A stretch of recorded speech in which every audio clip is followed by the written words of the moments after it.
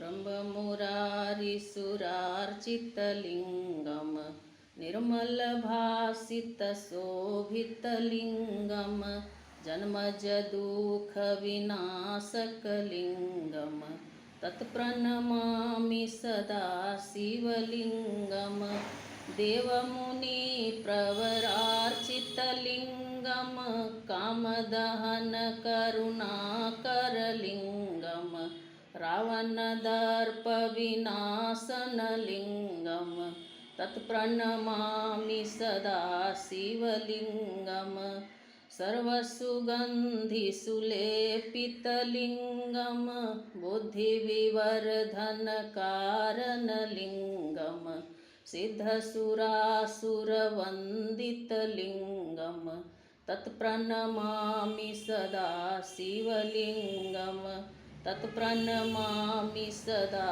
शिवलिङ्गं कनकमहामणिभूषितलिङ्गं फणिपतिवेष्टितशोभितलिङ्गं दक्षसूयज्ञविनाशकलिङ्गं तत्प्रणमामि सदा शिवलिङ्गं तत्प्रणमामि सदा शिवलिङ्गं कुङ्कुमचन्दनलेपितलिङ्गं पङ्कजहारसुशोभितलिङ्गं सञ्चितपापविनाशनलिङ्गं तत्प्रणमामि सदा शिवलिङ्गं देवगणार्चितसेवितलिङ्गं भावैर्भक्तिभिरेव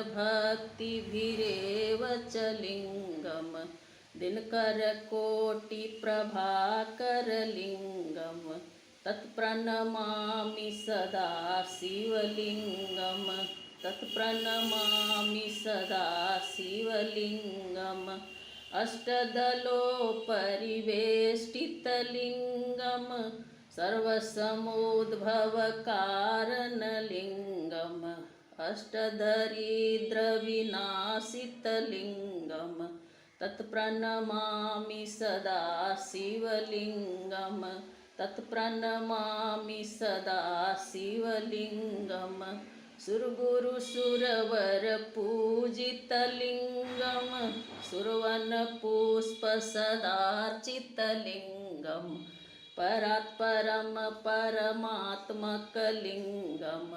तत्प्रणमामि सदा शिवलिङ्गं तत्प्रणमामि सदा शिवलिङ्गं लिङ्गाष्टकमिदं पुण्यं यः पठेत् शिवसन्निधौ शिवलोकमवाप्नोति शिवेन सह मोदते। ओम नमः शिवाय। करचरणकीर्तं वा कायजं कर्मजं वा श्रवणेनजं वा मानसं वा अपराधं विहितं वा सर्वमेव तत्क्षमस्व। जय जय करुणाब्धे श्री महादेव शंभो।